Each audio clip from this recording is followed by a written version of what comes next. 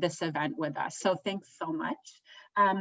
What we're going to do today is give you an overview of 5-1 Invest, and we're going to have a really exciting and lively discussion with some investors from around the region, investors from Iraq, and entrepreneurs also from Iraq. I also see that we have lots of amazing members from the ecosystem in Iraq, so I really encourage you to jump in with your experiences and all of your questions. So what we'll do to kick off is I will hand off to Pat Klein, who is 5-1 Labs' investment advisor. Pat has been a fixture with us at 5-1 Labs for a number of years. He joined us in 2018 as our director of training and couldn't stay away, and is now back with us overseeing 5-1 Invest as our advisor. So Pat, I'll hand back to you. Thank you, Patricia, and that was a nice introduction. So it's a pleasure to be here with you all today. For those that don't know me, once again, my name is Pat Klein. I have been in Iraq since 2009, with the exception of a couple years, and I had the pleasure to work at the American University of Iraq, and also work with 5-1 Labs. Once again, we started as 3 people back in 2017, and it's pretty amazing to see how it's grown over the years to 17 or 18 people now. It's pretty amazing to see. So I really, once again, appreciate the time today. I'm going to spend about 10 minutes essentially walking you through how we got to this moment, sort of what the goals of 5-1 Invest are, and what the specific programs and services that we plan on offering are. And then I will turn it over to Patricia so that we can continue on with the panel discussion. So 5-1 Labs started on the ground in 2017, as I just mentioned, with a lot of research and a pilot cohort for a whole year prior to that. The flagship program is the incubator, of course, but there have been a ton of programs that have gone on over that time, and it has led to this. So I just wanted to highlight some of the traction and the context. I think one of the most valuable pieces of information and market research that we've gotten over the years is direct startup support to over 65 incubatees over the past 3 years. That is in addition to that, there have been dozens of organizations that have come through in shorter term, less intensive programs like the Female Founders Program and the Entrepreneurial Academy, which I had the pleasure of also supporting when I first started. And then just hundreds and hundreds of bright young entrepreneurs that have come through even shorter programs like boot camps and events such as this. And we have learned a great deal over that time, most notably that things are really starting to happen. And I'll talk more about that as we go. In addition to that, both in 2018 and 2019, the 5-1 Labs sponsored investor trips. So on both of those trips, more than 20 investors each year came to Iraq, either Iraqi nationals or international investors, and had experiences with entrepreneurs. You can see an example of that in the photo on this slide, experiencing what was happening in the startup ecosystem, getting exposure to entrepreneurs, and really in-depth learning more about this context. And so those were really, really exciting. And they also provided an insight into what investors are looking for. Why would they be interested in joining Iraq and investing in Iraq? And so that was two wonderful experiences. And then in addition to that, we've had investment readiness programs already. You'll hear a little bit more about that. These are designed for entrepreneurs who are in growth stage, actively seeking financing. And we work with them to learn how to speak to investors, learn how to pitch to investors, the fundamentals of equity investing and other types of investing, and then conversations about valuation. So we want to get them up to speed and prepared to speak to investors. And then finally, taking a little bit of our own medicine in the incubator and all of the other programs that we do, we come at it from a design thinking methodology and really learning what the user wants to experience. And so we've done a lot of focus groups and events over the past year to talk to investors and figure out what makes sense for them and why they might be interested in working with 5-1 Invest now and 5-1 Labs before. So that has produced this initiative that I'm really happy to talk to you about today. So there are some fundamental goals of this, and one of those is essentially to improve access to capital. So with this explosion and growth of great entrepreneurs, more than I've ever seen in my time here, quite frankly, organizations are reaching the point where they need capital to scale. And so we want to be in a position to help facilitate deals. We know that investors are starting to come into the market in addition to the ones that are here. We're joined by Rawaz as a panelist, so he'll talk more about that. But it's essential for these investors and entrepreneurs to get together and start actually improving the landscape of investment here in Iraq. And we want to be central to that actually happening. The third point here is super crucial as well. Complex situations require decentralization of knowledge, and we want to be in a position to push out the knowledge that we've gained to the larger ecosystem, share that not only with investors and entrepreneurs, but also with other ecosystem actors who are doing incredible work in their own right. I think a lot of different organizations on this call work with entrepreneurs that they would love to see get funded and grow and scale. And we want to be able to help them do that as well. And finally, when we're successful in doing all three of those things, we'll have a much stronger ecosystem. And what that means is that more investors will come in. I think the issues around regulations and registration will ease, and we're going to have even greater access to capital, which then creates a virtuous cycle. And it really benefits future investors, and it benefits entrepreneurs, because the larger the pool of capital, the better deals that they will be able to get. So this whole thing was born out of the idea that of essentially two fundamental principles. Things are really, really happening here. We're all excited to see it. I think not only can you feel it, you can see it, it's in the air. More people than ever are signing up for programs. We're working with more entrepreneurs than ever before. The strength of the applications are getting better. It's just really, really exciting to be around. The second principle is we still have work to do. We need more investors, and we need more fundable growth stage entrepreneurs. So that has led to essentially supporting both sides of the equation. So here I'll talk about investors and the work we're doing with them, and then I will talk about entrepreneurs and the work we want to do with them.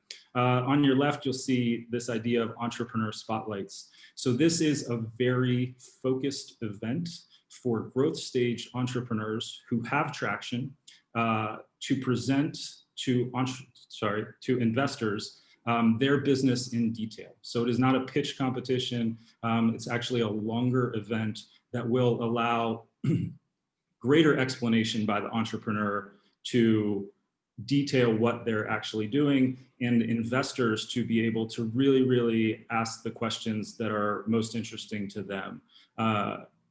In a closed environment, this is exclusive for members of 5-1 Invest, and there is an application process for the entrepreneurs to be able to present.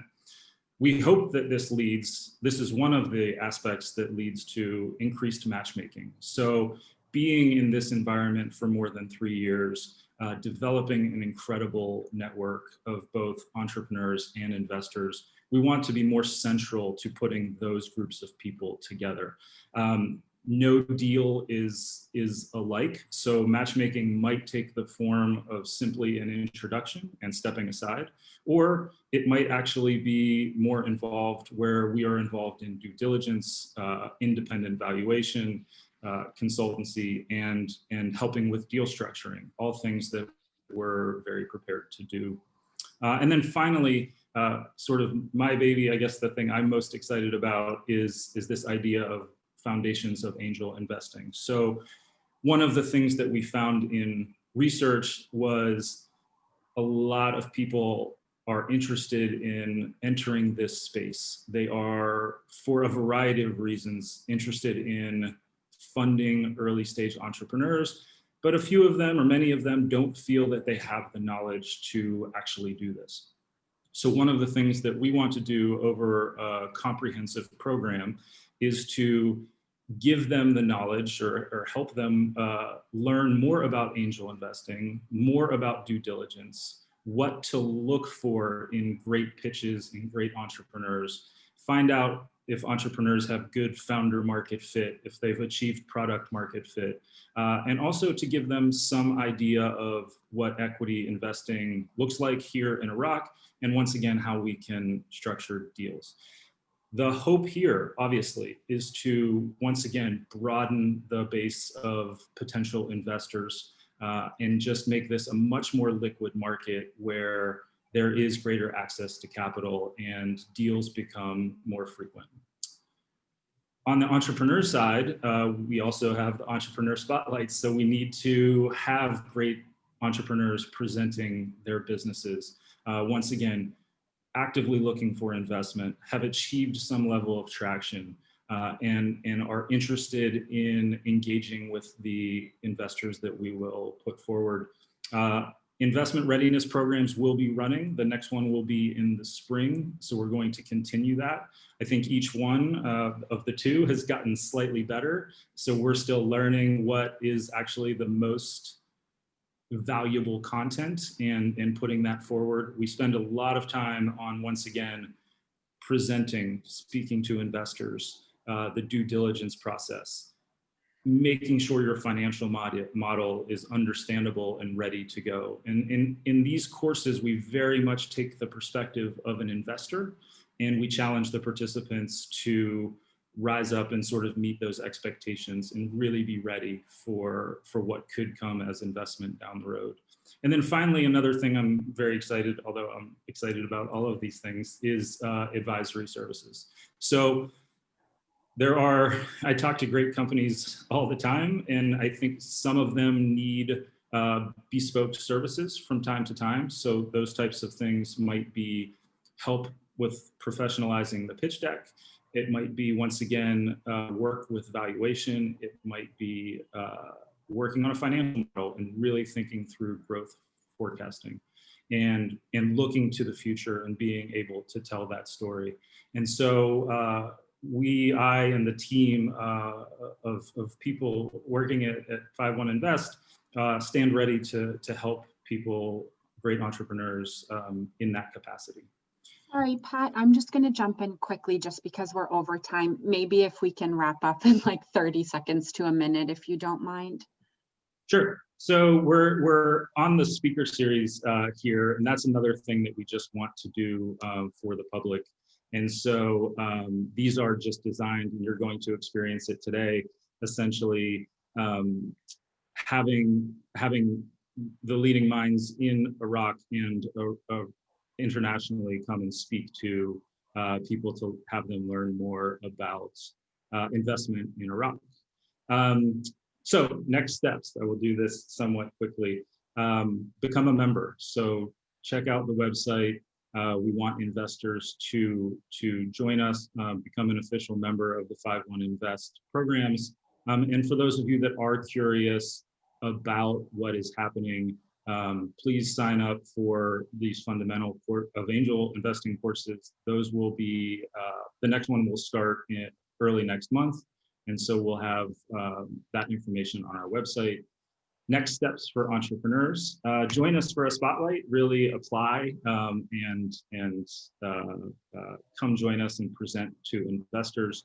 The next investment readiness program will be in the spring, and just generally get in touch. So we're always looking for new entrepreneurs. If we're going to do this matchmaking thing, we need to know the newest people and really understand what's going on in the environment. So please just reach out to us. And then finally, I would just say, this is essentially just the beginning. So we've got great things going on. There's a ton of momentum. And we want to fill the gaps that are there. And we also want to involve with the environment. And we think that part of that evolution will likely be looking towards a more structured network. Could be one thing. And secondly, over the next 12 months or so, we're going to be looking to fundraise for our own fund to co-invest with all of the great investors that are on this call and the future ones that will be developed. So sorry for running over a little bit, Patricia, but this is how you can get in touch with us. That is my personal email, and you can check out sort of us on social. We're still building that out, but it was a pleasure being able to speak with you, and look forward to working with many of you in the near future. Thanks very much, Pat. It's okay. We're in the era of everyone over speaking and it being okay. So no problem at all. Thanks so much for the thoughts. And I saw that there were a few questions coming into the chat. So please feel free to visit our website, 51invest.com, and we're happy to take questions at the end. But what we're going to do now is dive into what we hope will be the most exciting part of the day, which is our panel discussion, which will be led by my co-founder, the lovely Alice Bosley. So Alice, I'll hand over to you.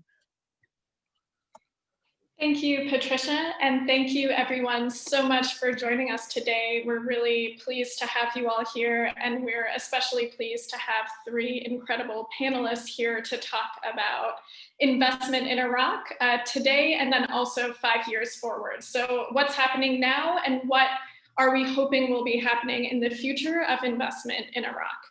I'm going to introduce the three panelists, then I will ask them a number of questions about kind of their perspective on the investment ecosystem here in Iraq. And then at the end, we will open up to general question and answer from everybody who's attending.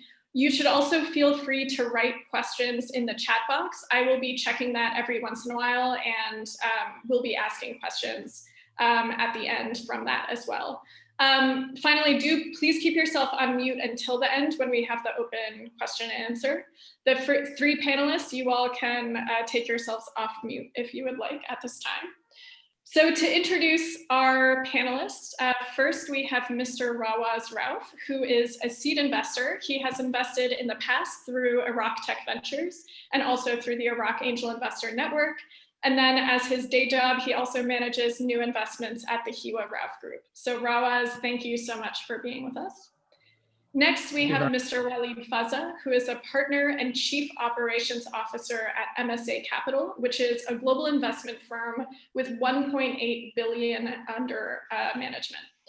And then finally, we have Bassam Al-Ateia, who is the founder and CEO of Alsaree3 Group, which includes Alsaree and Al-Zajal, which does food delivery and last mile delivery for Alsaree and Al-Zajal. And they just received a 6-figure seed round as a collaboration between Iraq Tech Ventures and Shwan Taha, which includes Mr. Rawaz Rauf. So first of all, thank you to the panelists for joining us. We're really looking forward to the conversation today. Because we are running a little bit late in time, I am actually not going to ask you all to introduce yourselves, and instead we're just going to jump into the questions. But feel free in the first question to provide more background as well on yourself and your business as you see fit. So Rawaz, I am going to start with you because I think you have had a very interesting background when it comes to investment in Iraq. As we know, and as many of you know who are watching, since 2009, Rawaz has invested in 2 technology startups in Iraq, Miswag and Alsaree. What convinced you to begin investing in what some would argue is a risky market? And what would you say to other investors who are thinking about starting to invest in Iraqi startups? Thank you very much, Alice, and thank you for the glowing introduction. First of all, I would like to congratulate all of you on the launch of 51 Invest. I think it's you guys have been working on this for some time, and I want to wish you all the best. I think it's a great move. I think it's the right time, and I will come into that in a minute. So coming back to your question, I think the first thing that one has to look at is, first you have to look at yourself. You know, am I at the right stage to be even doing angel investment? So it's personally, you know, it's a personal question. Not everyone is in the right setting for that. So I would certainly not advise everyone that has a bit of money to also become an angel investor, because it does require commitment and time and the right correct mindset for one to be able to do that. And that's a global advice. I don't think it's a particularly Iraqi advice. But, you know, through my involvement over the years with, you know, the family's projects that I have been in, it taught me that, you know, in places like Iraq, ideas are quite cheap in a way. And what makes it really, really different is, you know, operational excellence and grit and the, and basically having a correct fit, allowing all of these 3 things to come together. So I remember, like, and I think Alice and Pat, you guys have been wonderful, you know, in setting up the right tone in this industry in general, especially at least in my hometown of Suleimania. When, you know, when there were like the first startup weekends that were happening, and I remember the young entrepreneurs were, you know, I remember a girl that came up to me and she wanted like this idea that she said, oh, I want to make like beautiful products that we make homemade and we sell them online. And I said, oh yeah, that's Etsy. And, you know, Etsy was like, you know, for me, at least someone that has been exposed to that, it was normal. You know, I said, yeah, that people do that. And she said, oh, no, but that's like my idea. I said, no, they already launched and they're working and they're selling. And they'll probably IPO one day, you know, so the idea is cheap.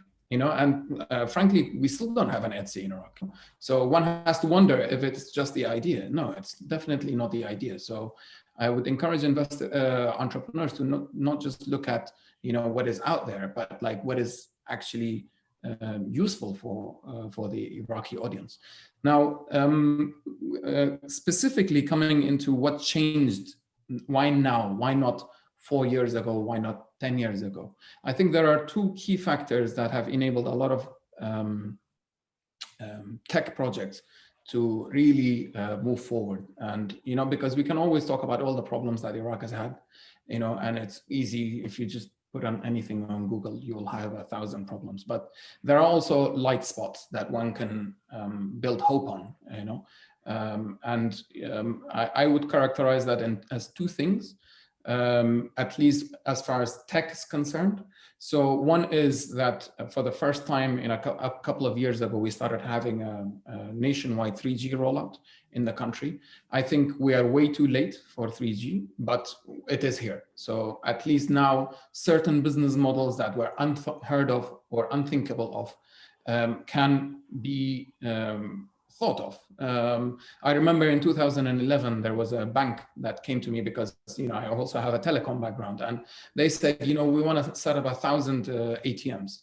And I thought that they are crazy, you know, because you would need to have 1,000 point-to-point wireless networks, and you have 1,000. And I knew that it wasn't going to fly. And I told them very honestly, I said, it's not going to fly. You know, you guys might have the right need, and the market might have the right requirements, but the infrastructure is not there, you know. So, and more specifically, what has, you know, and I would give credit because credit is due when it's due, you know, to Asia Cell and Zain specifically, because they have created this unique offering and bundle where they call it M2M SIM cards. And I think Alsaree was one of the first ones that really went on to that.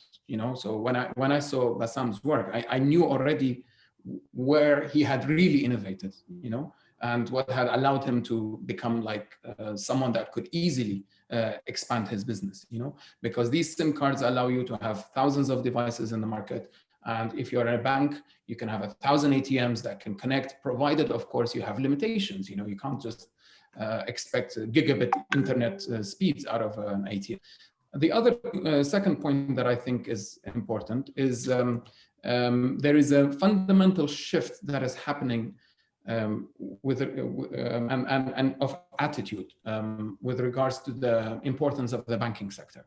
And for many years, we have all known that Iraq has got the highest expenses in Iraq are salaries.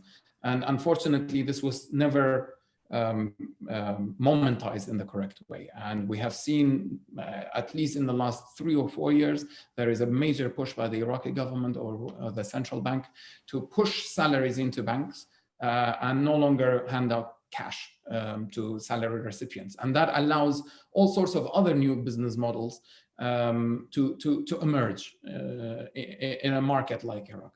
And and again, credit when credit is due. I think the Iraqi government did a nice how do I say, pilot a couple of months ago, where they for the first time, I think they provided state handouts on COVID to those that were worst impacted by COVID. They gave it to them through Asihwal, Zain Cash, and another company.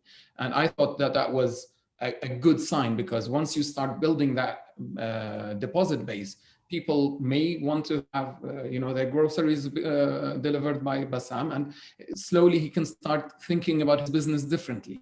And he can have API integrations, whether with Zain, whether it's with a bank, whether it's with any other area. So I think that those are like the two main things that I think have changed in this market as an overall. Of course, there are ideas and projects and entrepreneurial concepts, but the shift in the market, I think, has to be recognized. Thank you so much. I think that's absolutely right. It's important to talk about the enabling environment, and ideas are not everything. There's so much that needs to come together to make a business successful, which is a great segue over to speaking to Bassam, because you do have a successful business. And not only do you have a successful business, but you just successfully raised a 6-figure round from a syndicate of angel investors that includes actually Rawaz here.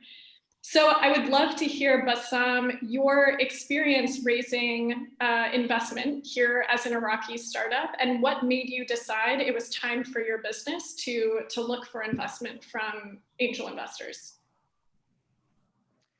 Yeah, thank you, Alice. Thank you, Patricia, to allow me to be here today. I think really these kind of discussions are very important to the Iraqi startup ecosystem at the moment. We wish to have you in Baghdad as well, to encourage this business in Baghdad as well, or in the southern part of Iraq. Yeah, I will thank you, Rawaz. Thank you for this introduction, and thank you that you are one of our seed investors. We are proud of that. Yeah, the reason, I mean, any investor is seeking to have investments, first of all, because of the money, for sure. It's the most important aspect, or one of the important aspects, not the most important one. And when the right time is there and the right investors appear, then it is a chance to go through that. So actually, Alsaree was not seeking actively to have investment. I mean, we were not pitching.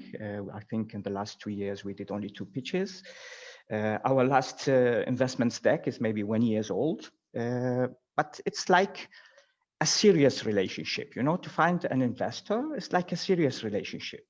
You need to work on yourself. You need to be prepared to the right time. And when it's appear.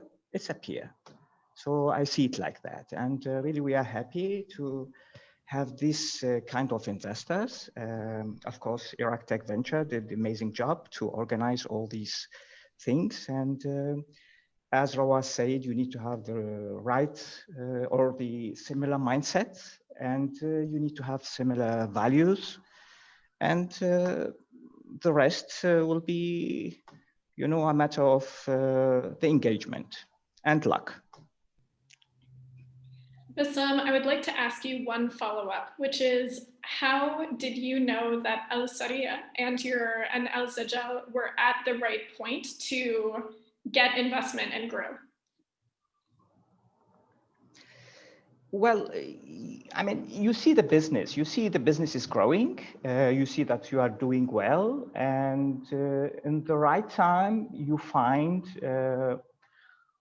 more money means more growth, because our business actually is cash burning business. So this kind of business, everybody knows, is cash burning business. So you're burning cash. At the beginning, I was, you know, investing from my other investments in Alsaree. And in the right time, you think, okay, if you will have the right investment in the right time with the right investors, then you can go more aggressive. In Iraq, or especially in Baghdad, we had a lot of problems in the past. So, I mean, we were in this position maybe last September. Last September, we were also in serious discussions to have investments round. And then in October, the demonstration started in Baghdad, and everything was stopped. So the political situation stopped everything. And then we were recovering on starting to grow again. In January, February, we did amazing. And then the COVID-19 thing started. So actually, in all the world, they have one problem. In Iraq, we have three: the COVID, the unstable political situation, and the bad oil prices at the moment that you know, stop the whole business environment. So you know when it's the right time. And as I told you, if it's not only the right time, it's the right time with the right persons. It's really very important. Great, thank you so much. Now I'm going to go to our third panelist, Walid.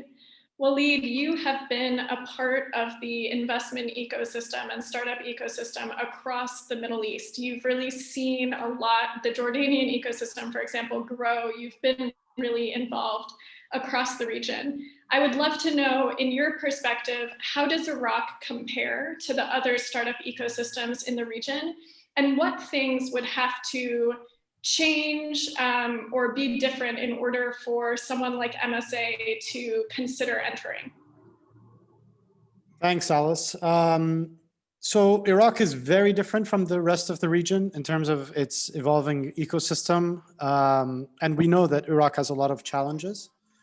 But with those challenges come huge opportunities, especially when it comes to tech investors like us.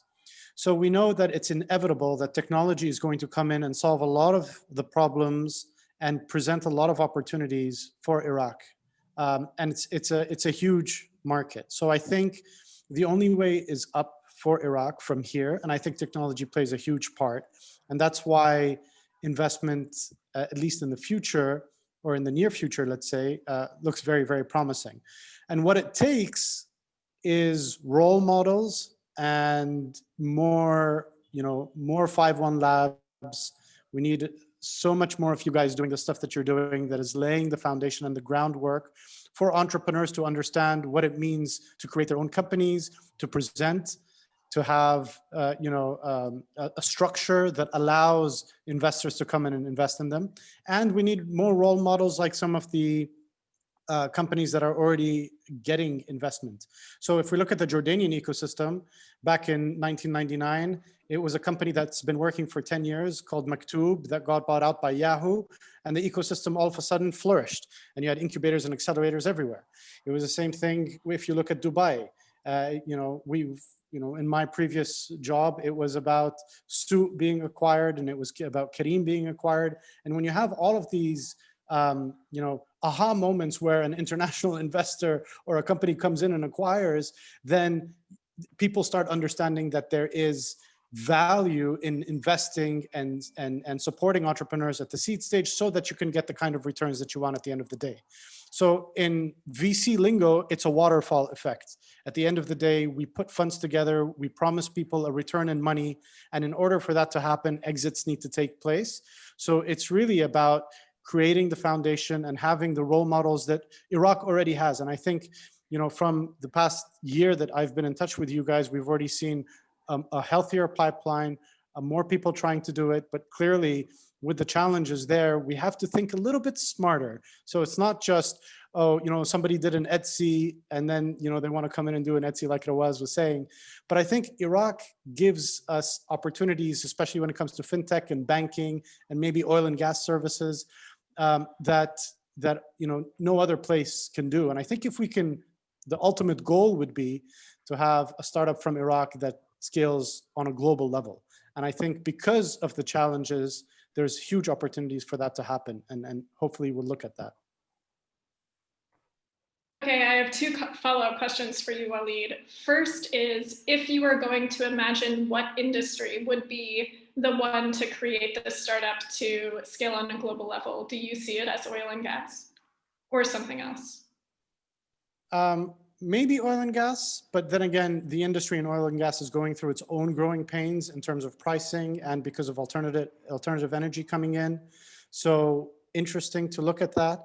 However, I think because of the financial situation in terms of the banking, I think really it's the fintech opportunity that could offer a huge kind of opportunity from Iraq, understanding that maybe the financial banking sector has not operated very efficiently. People have lost trust in that. So what can happen in terms of the fintech place? Of course, the delivery and the last mile and the logistics is there, and you have great companies that are working to achieve that or to work on that. But if I had to place my bet, it would be on the fintech level. Great. And my second follow-up question is, if you had to guess, and of course this is all a guess, of how many years it will be until the aha moment in Iraq, until there's an exit, a regional or international company comes in and buys an Iraqi startup, when do you think that would be? I mean, great question. If I had a crystal ball and I could tell you that, I'd put all my money behind it, and then that would be pretty easy. But actually, your question makes me think that I don't think Iraq is going to go through the same growing pains that all the other ecosystems in the region went through. So I don't think we have to wait for a unicorn to come out for things to change. And I think because of the challenges that Iraq has, you know, I'm going to use the terminology, but it has the opportunity to leapfrog or have a paradigm shift faster to catch up with everybody else. And the way that we look at it at MSA is, I think we're specifically looking at venture building. We're looking at partnerships with strategics that are already available. We want great minds. We know Iraqi entrepreneurs are well educated. Most of them are well traveled. So we want to be able to take that kind of natural resource of education and awareness from the Iraqi entrepreneurs and help them get to where they need to go much, much faster by a VC coming in, building partnerships and putting money behind it. So we're actually looking for great minds to help speed up the process a lot more rather than wait another 5 or 10 years. So according to that, and changing the landscape a little bit in terms of what I think can happen in Iraq and what we're trying to do in Iraq, I think 3 to 5 years is much faster than a 10-year horizon or something else.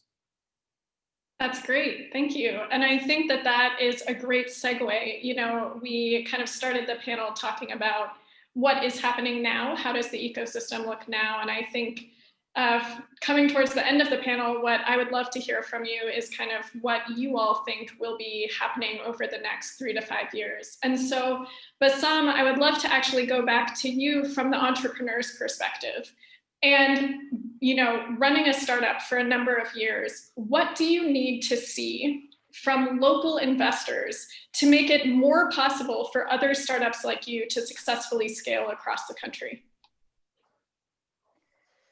Well, first, we need to work on the laws, on the corporate laws in Iraq. It's really, it is the biggest problem what we are suffering. So, I mean, you know, before 1 year, for example, they have this new law that foreign companies can only acquire 49% as a maximum for an Iraqi company. You know, these kind of law or how to register shares, or this, there is no law for VCs in Iraq, or for incubators as well. Maybe in Kurdistan you have something there, but in Baghdad there is no law for an incubator as well. So it is problem. I mean, the most important thing really is to work on that, to solve that, to make it easy for a startup to be registered, to make it easy for people to start their work, you know, to do this, to do that. I think that is the first step. And if the laws change, then you will find easier. There are a lot of people here with money in Iraq, you know, so, but they are not useful to put their money in a startup. They want to invest their money maybe in properties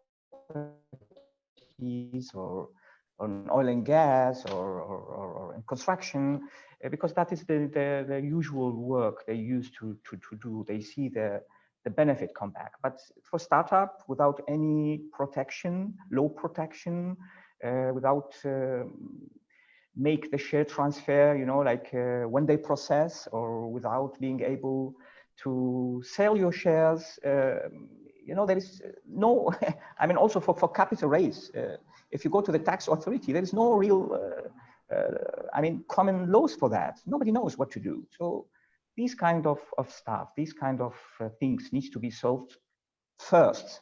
And then you will find that people are investing their money in the startups or tech startup or anyway. So yeah, I agree with Walid. I mean, we need like 3 to 5 years, I think, to settle up a healthy startup ecosystem in Iraq. And there is amazing talent here, really. There is amazing talent. There are motivated people. I mean, our strength is our team, actually, our motivated team, our motivated setup, and they are much more smart than we did. You know, they are really now the younger generation. They are they know what to do. They also they are informed about all these kind of business or startup. So it's legal and time. Alice, may I interject one second? And the rest will come. Sure. Bassam, I agree with you completely. I think a sound legal and governmental structure needs to be there at some point in time. But I think we don't have time to wait for that to happen in terms of Iraq. So typically entrepreneurs are also— Walid, we started already. Entrepreneurs are very rebellious, and they don't need to wait for somebody to tell them they can do something. So my wish is to jump through all of these hoops, be very creative, set up companies someplace else, get the funding in there, and force the hand of the government to catch up. Because if we're going to wait for the government, it's never going to happen. Actually, the future and the onus is on the shoulders of these entrepreneurs that are here. So I'm pretty sure we can find ways to mitigate all of that, and it's already happening. Walid, I think that's a really good point. And it actually brings me to a question I have for Rawaz, which is, Rawaz, you are really at the forefront of investing in startups in Iraq. Like, you are the first. What do you think needs to happen? Like, what do you think needs to happen from the entrepreneurs in Iraq to make you and other investors more comfortable investing in technology or kind of innovative startups? Like, you're very brave, but there are a lot of people who are waiting to kind of see some changes before they would be willing to start investing. What are those changes that need to happen? So I think, thank you very much for that question. And, you know, I thank you for calling me brave. I don't think I'm brave. I think I just take a bit more risk than usual. There are two sides of this question, and one is obviously on the entrepreneur side, and the other one is the overall market sentiment in a way, and I think both of that are important. You know, it's not just the entrepreneurs, because it's normal for entrepreneurs to sometimes think that it's all their fault, but sometimes it's just not in your own hands. You know, so it's okay. You know, but you know, for me, I think the single most important thing, you know, especially businesses in Iraq, need to have a sound business model. You know, they cannot have a wishy-washy model that, you know, hopefully 3 years down the road we'll do this, and 5 years. You know, it's not it is a bit difficult to imagine today if a business can be monetized using advertising, for example, so it's hard. So you need to really be creative in your business model, and that could change down the road, but you need to be very very convincing of that, and you don't need to make money necessarily, but you just need to show a path of growth, because as Bassam was saying, in the tech industry, growth is key, and the more you grow, there is more to grow, so and that is of course another thing, and this is what every tech company is struggling with elsewhere. So yeah, a model that has capacity to grow over time. And the most important thing is obviously the team, from the entrepreneurial side. They need to be investors. I mean, like myself, and I think that's why Bassam hopefully likes me, is I don't want to get involved in his day-to-day business. I don't have any interest in doing that. It's his company, and we're there because he needs some help, and I'm humbled that he came and asked, because I was more than happy to do that, but ultimately it's his business. And I think that is coming to the other part of this discussion, where it's about the environment, where you have more investors that think like this, and less investors that just look at a startup and say, okay, how am I going to take 51% of share of this company? Because we have a lot of that attitude in Iraq, if I'm being completely honest. And I have seen a lot of entrepreneurs that just have been crushed when they hear someone that talks like that to them, So, and I'm hoping that other investors would follow, because, if they do, then ultimately, hopefully I will make more money, because people will invest in different things. And I know how wealth is being created. It's not just, if I invest, it's the collective that matters. Now, one last point, I don't want to go over my time, but I think the other thing and it's a bit parallel, but it's not directly related to tech, and that is the overall market sentiment in Iraq towards the private sector. I have seen, and I have lived in Iraq for 12 years. I have seen prime ministers glowing, telling us all how it's amazing to have state-owned enterprises doing X and Y and Z, and how they're amazing going to be giving us electricity and water and gas and all that. The truth is, they have never been able to deliver any of that. So the moment of reckoning is here. The Iraqi government a few days ago has pushed a white paper to the parliament, and that sets the correct tone. It's not about what gets done exactly, it's about the right step, saying, look, from 2003 till 2020, we tried a model and it failed. And we need to take the next decade differently. If Iraq wants to get out of its predicament, it needs to embrace private sector. And I think a lot of investors would be more than happy to make that shift happen in the market, but it really starts from the mindset, because if that mindset exists, the rest will follow. And it could be tech, it could be other businesses, but tech can certainly, as Walid said, can certainly accelerate a lot of adjacent businesses that are not directly related to that business itself. So Bassam's business is directly increasing the turnover of lots of restaurants without the government doing anything, so it's just that we need the correct respect, in a way, for the private sector from the overall community, because the private sector is still under attack, and it will remain under attack for a while. We understand that, okay, it's part of doing business in Iraq, but that sentiment needs to start changing, and people need to learn more. And I think AUIS has done a lot of great work. You guys have done a great work of telling people how it is that markets can grow and companies can be built, and there could be a different vision for that country rather than the one that just hires thousands of millions of people and just gives them a basic salary. Thank you, Rawaz. I think that's a great point. I know that in about 8 minutes, Walid is going to have to drop off. And so Walid, I would love to just open it up to hear kind of any final points you have. Thank you so much for responding to a lot of the questions in the chat as well. And I especially would love to hear more about your thoughts on leapfrogging. Like what can happen in Iraq to get it to a place where it is competing regionally on kind of this innovation level? Thanks, Alice. Yeah, I'm trying to answer as many questions as possible on chat to make it viable for people. But I mean, leapfrogging, I mean, imagine we have to build banking institutions and get the trust again, and then open savings account, and then slowly start people using the banking system as usual. I think that doesn't need to be the steps that Iraq is going to take. So in one of my comments in the chat, I was mentioning how the future of fintech may look like by microloans.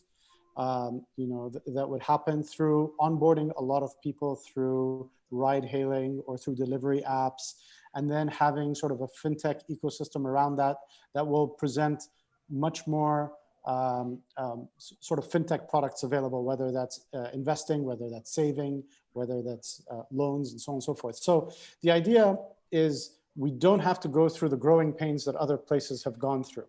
Iraq has the opportunity to think outside of the box to solve some of the problems that they have.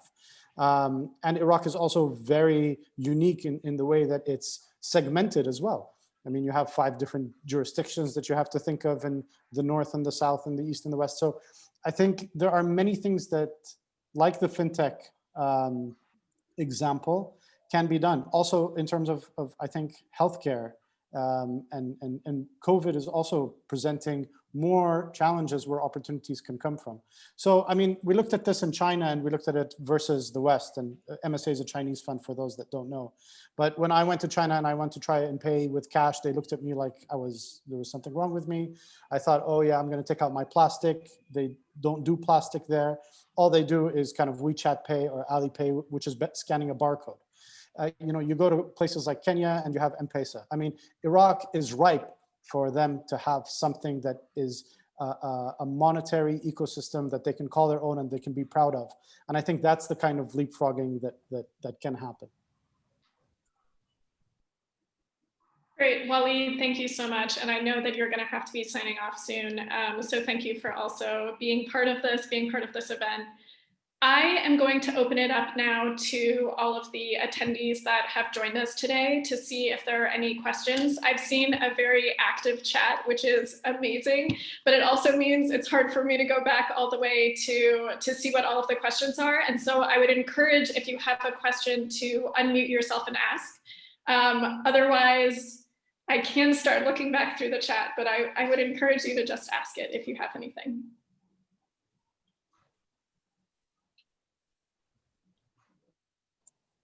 Alice, Labib has his hand up. I don't know if that's on purpose or by accident, but.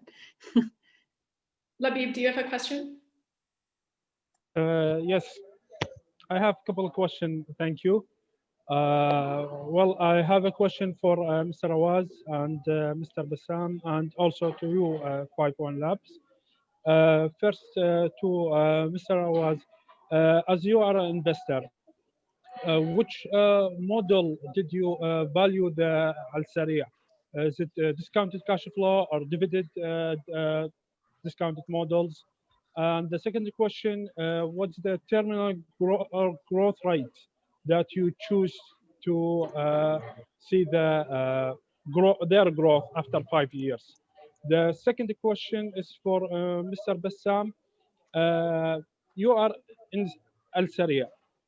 You find you need an investment.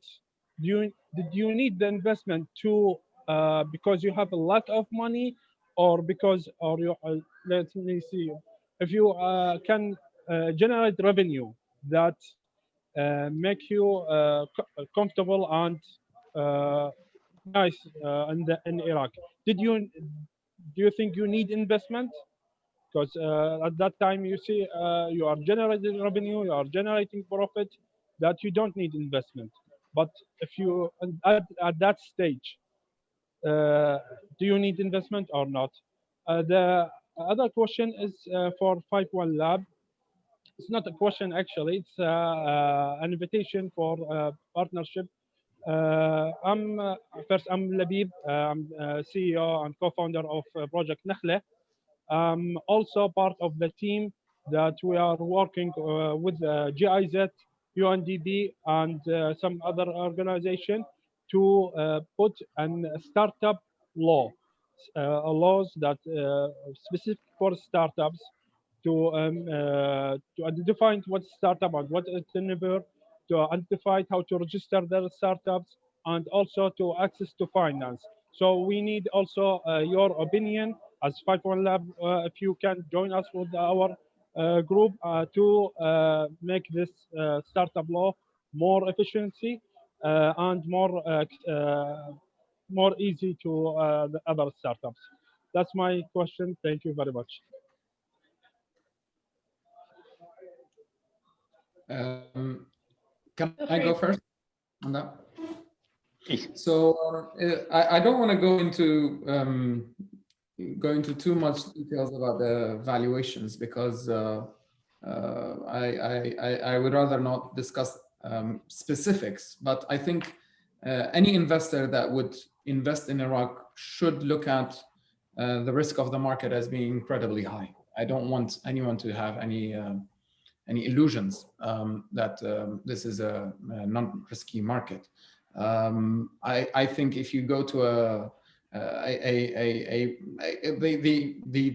the most basic number that I think everyone kind of puts into their models is the average weighted cost of capital. I think while we have like negative interest rates around the world and banks are giving out loans at like 1%, I think you would find it incredibly unlikely that a bank would give you a loan at less than 8% in Iraq. So, and an investor basically needs to think, as any logical person is, you can get certain interest if you put your money in the bank, or you can get a more reward if you put it in the market out there. And I think at this stage, given that there is no trust in the banking sector, even if they pay out interest, it's way better to take on the risk with a startup. And I personally consider it to be a much better investment than, say, a property, in Iraq. So that is my overall thinking covering your question. I'm not sure if that covered your question specifically, but that's generally where, and of course we looked at growth of Alsaree, but for me, to be honest, growth can come and go. It should be there, but for me, it was just like Bassam and what he had done and his track record as a person, and he has built an incredible team, and they are doing miracles in Baghdad. Seriously, I don't know how, I know how that market works, and him just being able to get it to that stage, I have a tremendous amount of respect for him. Thank you, Rawaz. Thank you very much. I will answer his question now. So you will be really surprised if you know that the easiest thing was to agree on with the investors was the valuation. I mean, valuation was just be finalized within maybe 2 or 3 telephone calls. That's all. So the main thing is mindset up, common values, and that these investors are going to be your extended arm, so in all kind of way in the business. It's also a very good advice for startup. Don't exaggerate the valuation. Really, I mean, it will not bring you anything if you have high valuation at the beginning, and then you will have like unhappy investors after a few months thinking day and night that they put their money in the bad investment. So don't exaggerate. It has to be fair for sure, but there are much more aspects that an investor and a founder need to be agreed on to have a healthy relationship. So spend more time to discuss your shareholder agreement. Spend more time to discuss your share purchase agreement. Spend more time to discuss your term sheets. That is, for me, much more important than numbers. I mean, to put the valuation up and down for a few 100,000 or a few millions. Great. And I think to answer the 51 Labs part of your question, Patricia, I know you have been more involved in Labib, we've been joining the startup the meetings hosted by GIZ, and I'd be happy to continue talking offline, but we just provided feedback on the policy memo that's being written to the government. So if you have a look, I put in a few comments a few days ago, and we're happy to talk further because I think you're right. There's a lot that can be done on that, and we're really hoping the Startup Act works out because it would be amazing for everyone across Iraq. Sorry, one thing I would like to mention, you mentioned the discounted cash flow method for valuation. Actually, that is private equity method, not venture capital method. That means discounted cash flow actually is for a business that stay there for a few years and they have their, it is not for startup. VCs are using different kind of valuation. Well, thank you very much. So thank you very much, Mr. Rawaz, Mr. Alice, and Patricia, and Mr. Bassam. Thank you. Thank you for your question. Are there any other questions from the audience? Yeah, I have a question, if I may. Great. Hi. So, hi, how are you? I'm Derek, an entrepreneur and CEO of my own company. So I have a question for Mr. Rawaz. And one thing I want to ask you and to take your perspective on that is, like, what are the 3 entrepreneurial traits when you see an entrepreneur and be like, okay, this is someone that I could invest in, even though like the 3 traits that are most important for you to invest in a business, what are the three things? Thank you. Thank you. I mean, 3, I don't know if I can name 3, but I think for me, it's there are multiple considerations coming into place. And one of them is, I think, what's called like a circle of comfort, so you have to say, okay, this is a type of business that I think I'm comfortable in investing at, and for me, it's always businesses that I don't look at, tech innovations in the oil and gas industry, for example. It's just not me. It could work for other people, and I'm sure they'll make a lot of money. It's just that I would rather be away from that industry. Has brought us so many issues. So one is the industry, but in terms of the people, I think they need to as a character, as the persona. What, like, I'm talking about the traits of the person. I think the most important thing is in Iraq, number 1 is their grit and perseverance, because this is a survivor's market. This is not a market for the lighthearted. If the government shuts you down because you had a scooter going around, deal with it. This is it. This is the market. It's if your company gets shut down because your neighbors made a complaint, it will happen. It's not. You cannot give up too easily. This is not the market for the faint-hearted. So, and by the way, that exists elsewhere. It's just that they are different problems. They're more sophisticated problems. So don't think that Mark Zuckerberg didn't have to do a lot of other things that were more sophisticated than that. And I think a lot of entrepreneurs in Iraq, I see them thinking about it as like a hobby, and that's okay. It's a good way to have 2 income sources in Iraq. While you're working on one project, you could have another project. I would actually recommend that because it allows you to invest gradual time into building something, but you got to be committed to it. You cannot be, okay, I'm just spending a bit of my salary on it and let's see what happens. You actually have to walk it through it. You have to be able to put your personal brand. You see Bassam doing it today, that he's not hiding behind, you got to be out there.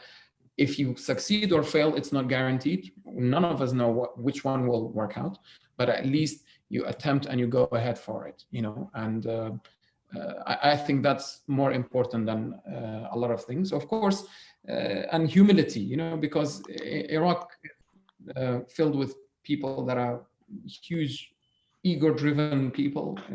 There's a lot of that. We have seen that. And I think one has to know that you don't know, so you have to be humble. You got to be okay with listening, it's basic human things, but I think that that is another thing. And the third thing is, for me to really gauge what are they afraid of, and to understand if, they're afraid of things that are not in their control, because that makes you distracted. You got to focus on what you can control and ignore the noise out there. It's good to be aware of them, but you can't let that distract you from your core mission. So I think those, I don't know if that answered your question. Thank you. Yeah, that made a lot of sense, and I totally agree with you. Thank you. Thank you. I had one question that came to me privately over the chat that I will ask. I think this could be for both panelists. The banks in Iraq, unfortunately, do not have a good international reputation. Do the panelists see that the future banking system is likely to be robust enough to encourage significant foreign investment in Iraq?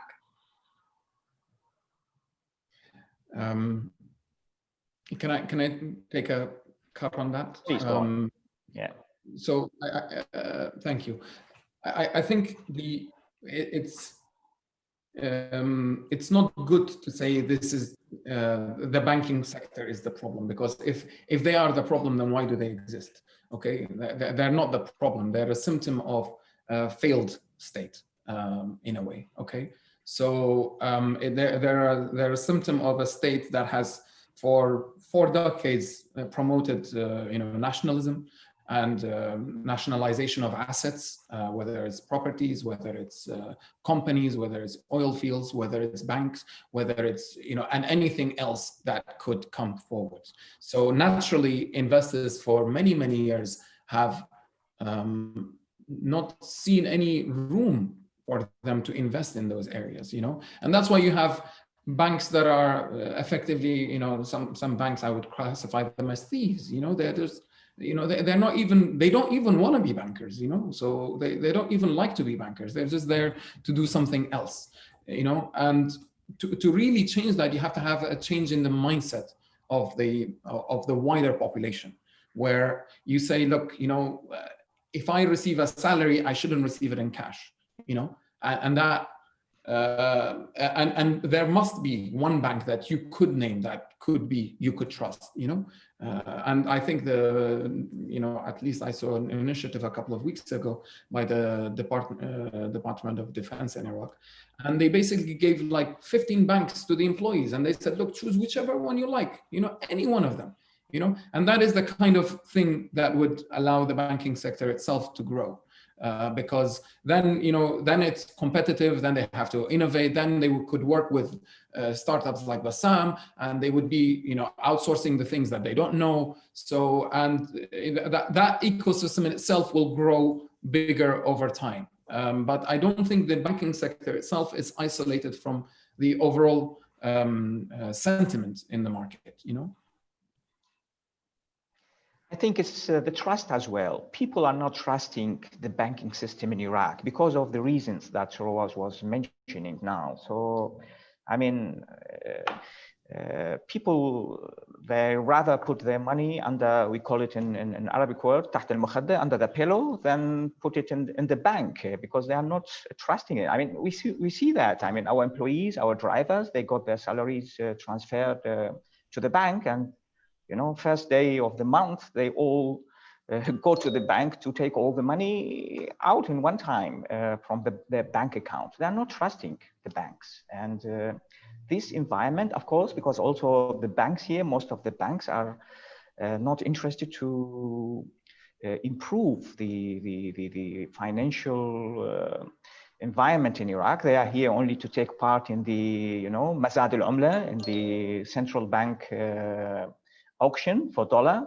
So they are not really interested to support or to give loans. Also, when they are giving loans, they give loans to the board members or their families. And so I think the banking systems here, or the banking system actually could do much more to support the investments ecosystem in Iraq.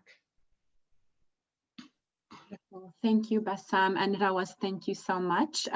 We just have 2 or 3 minutes left, so we'll probably wrap up. I know there are questions still coming through, so feel free to put them in the chat and maybe we can send them by email. But I just wanted to thank Rawaz, Bassam, I know Walid is not here, for sharing your insights with us. I think this was the liveliest and most informative and insightful event we've ever hosted, so we really are appreciative. I also would like to take some time to thank the 5-1 Labs team. Most of the team is here in this room. So Raveen, Savo, Pat, Alice, Miran, thank you so much for all the organizing, sending out all the emails. And finally, we want to make a small plug. Pat gave an overview about 5-1 Invest and all of our events. So we encourage you to take a look at our website where we'll be posting all of our events. And we already have our speaker series organized for next month. It's Wednesday, November 18th at 4 p.m. I've just put the date in here, and the topic will be what is angel investing.